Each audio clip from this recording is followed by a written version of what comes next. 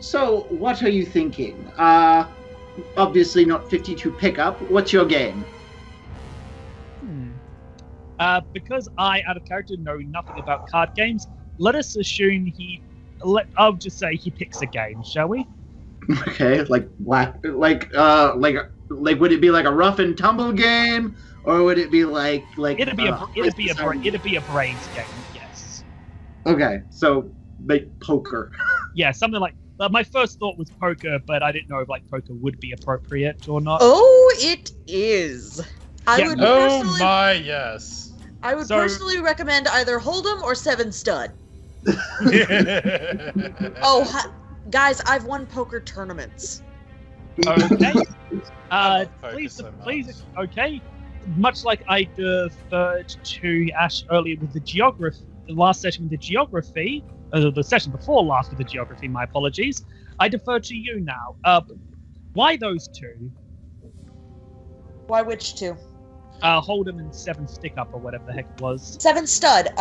Both of them have 5-card draw is a little too easy, and there's not a lot of turns, so it doesn't build up suspense. Texas Hold'em and Seven Stud both show cards, so that makes it easier for counting and cheating, but it also makes it have multiple turns for betting, so that the tension can rise. There's also a little bit more skill involved with Texas Hold'em. Mm-hmm. And honestly, with Seven Stud, if you don't do it right. Yep. Okay, so let us go with Hold'em. My favorite style. Perhaps a game of Hold'em, then. Perhaps a game of Tagora Hold'em. That would be So Whisper's like, that will be an especially easy game for us to play in our current condition. Whisper pulls up a stool, begins shuffling the cards. He then lays out the first set of cards across the stone facing up. He then deals his opponent's cards and makes them levitate facing him a few feet in the air. So I'm going to basically be MacGyvering, house ruling MacGyvering this. So to start with, well, you wouldn't need to house rule. The way I see it, you probably wouldn't even need to house rule it too much, because there's only really two things that you're playing with D&D wise with this game: bluff and sense motive. Yeah, bluff and sense motive. Okay, when I say MacGyvering, I mean something like, okay, we're making opposed bluff/sense motive checks. Okay. So, now, before we begin, a Whisper says, any good game deserves stakes. What shall we... Well, I was wondering what should be ours. Perhaps... Well, I actually have one. Interesting. Go on. Information. I'm guessing you woke me up because you wanted to know things from me, and I'm curious about you. Very well. I suppose I can put down a question. I will bet a question. You put any question to me, no matter how personal, I will answer. And in return, you are willing to wager up the same? Of course. Ask me any question, and to the best of my ability, I will answer. Of course. I would expect nothing else. Now, Whisper, Whisper, places, how would you do that? We wouldn't be playing with coins. It's like Whisper kind of looks around, he's like, you know what? He reaches into his pocket and pulls out 10 coins, and he rolls 5 of them into the cell. Those will be your starting bit, and these will be my starting bit. First to claim all wins. Then if coins are more symbolic in this, perhaps then the more coins wagered, the more of greater importance the question? Well, more like, so essentially this game, the way the game works,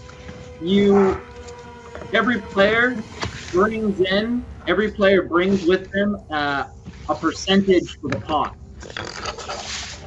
Right? And they each round they play for an exceedingly for more of the pot. Yep. So, since he didn't have anything, Whisper felt like giving something for him to keep score with. Of course. So, all right. So,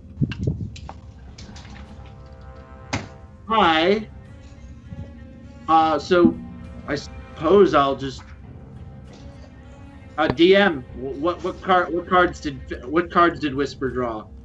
I could not tell you because I know there are like multiple different hand combinations. I know nothing. So instead, we're going to be playing this as basically an opposed bluff sense motive check. All right.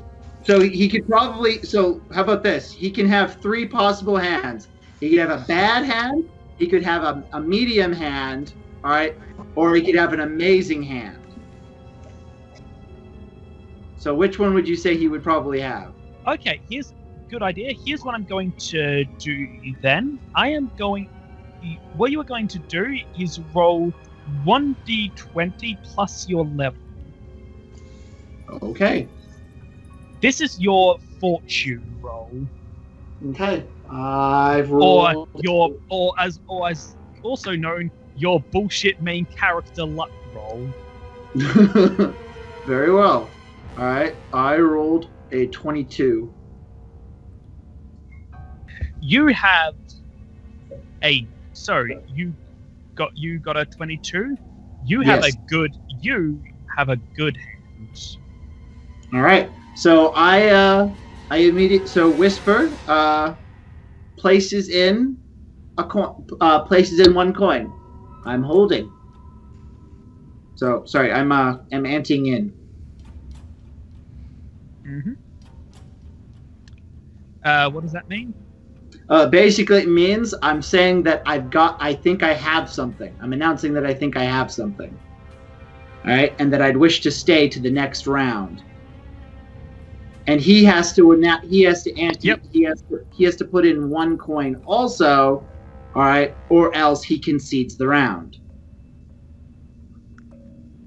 Saber gestures for a coin to be moved into the pot as well.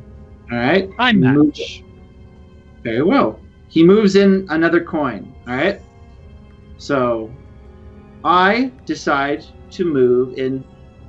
Shall we make this an all or nothing game, or do you think that or do you want us to play a couple of rounds? Let's play a couple of rounds. Build it up. Get to know each other a bit better. Like I said, Wow. I haven't had a chance to speak to a target like this for a long time. Besides, I have a feeling we might be working with each other more in the future. Perhaps. When was the last time you spoke to a client? By a client, do you mean the person hiring me or the person I was sent to kill? Yes. Well, is that your question? No. But you did, as a matter of fact, bring up that it's been a while since you last talked with your client. All right. And I figured it seemed a friendly enough question. When exactly was the last time? A week, a month, 2 days? If I answer that, may I ask you an equally casual question? I suppose. Okay. Whisper antes in one more. As for speaking with a client, if you're referring to my employer, I spoke with Mia about a week ago, I'd say, at this stage, when he gave me my assignment. As for speaking to a target, that's actually been years. Now, Yes. I'd like to ask you something. I'm Very well. curious. What was he like? Who specifically? Are we talking? I'm assuming you're referring to something in my personal life. Whisper. Marek Shaw. Marek Shaw. What was he like? And with that, we are cutting back to Kun, Klaus, and Vell. Perfect timing because I just got back. Awesome. Okay. So, as you arrive on the steps of the temple, you see a man with voluminous robes, slicked back hair, a twirling mustache, and a goatee at the entrance of the temple. This you recognize as your old mentor. Greetings, Claus. It is so wonderful to finally see you again.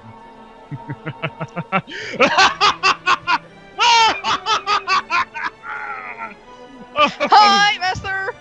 Oh, Claus, you will have to forgive me. Timaeus here had just finished telling me the most delightful knock-knock joke before you arrived. The man next to him, a short man with closely cut brown hair, gives an odd look to the man and says, "Yes, it was funny." Oh, you gotta tell that. No. What was that? Yes. Please share. Yes, please share this delightful knock-knock joke, Timaeus. And Timaeus says, "Knock-knock." Who's there? Oink, oink. Klaus just looks very confused. Oink oink who? Make up your mind. Are you a pig or an owl?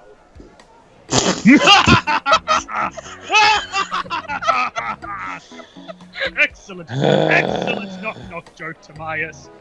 Thank you. Okay, that actually was kind of humorous. I don't know what's more funny, the fact that she's still laughing, or the fact that I have no idea what's going on.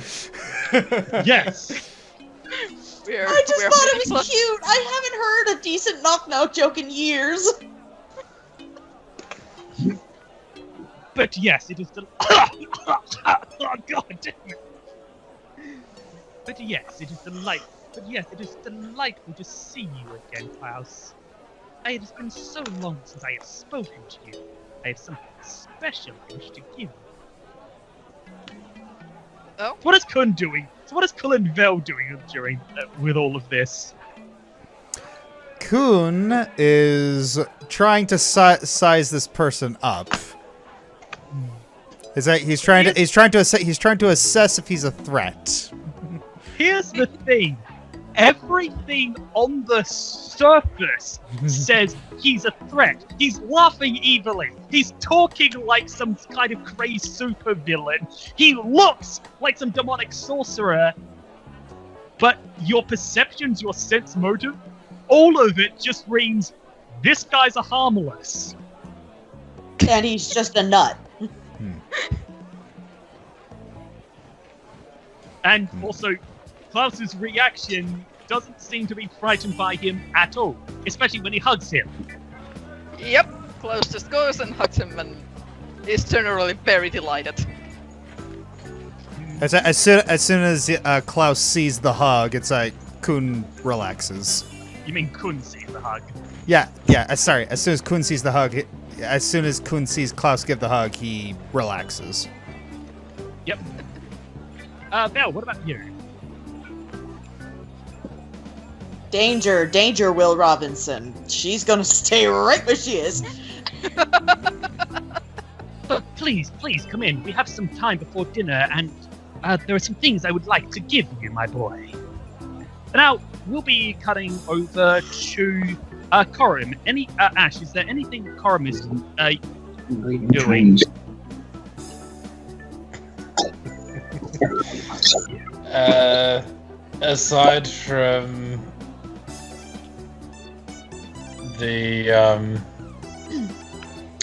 Aside from the preparations for what he needs to do, which is pretty much already fulfilled, he's going to where he has been demanded to go.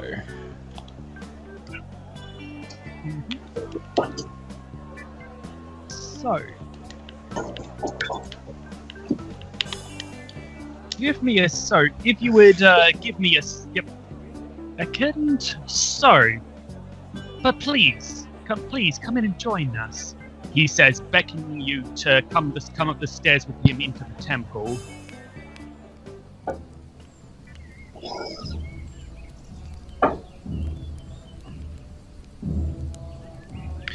Now, I want you guys to make a perception check, the ones who are in the temple.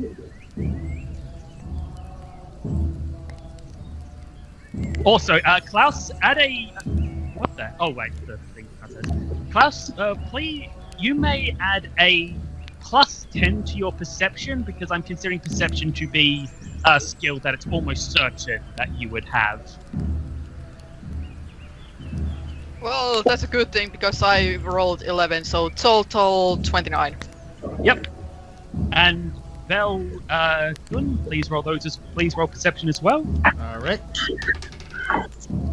That is 22. 25. You notice something. Okay. There are quite a few Golden Lion guards around the temple.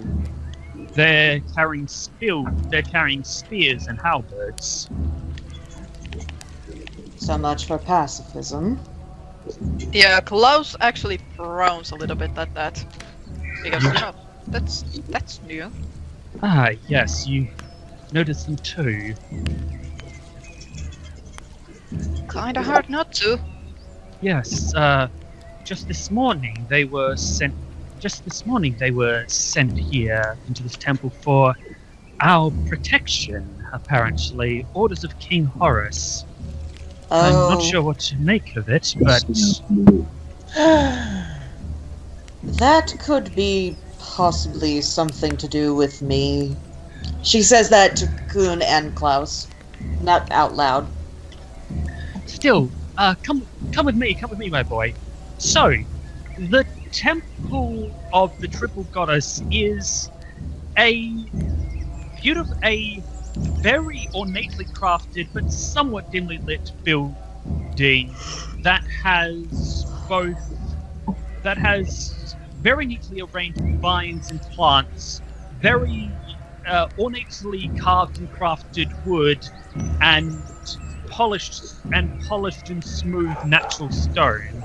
None of the fancy marbles of the palace, but instead more, again, natural-looking stone that has still been polished and cleaned as smooth as possible. It feels like a combination of garden, temple, but also crypt. For lining the walls are several ornate coffins. Now, Klaus, you know that these are the resting places of older members of the Order who have passed on, preserved here both to keep their memory and also to remind and educate the younger members of the Order about the nature and the balance between life and the other side.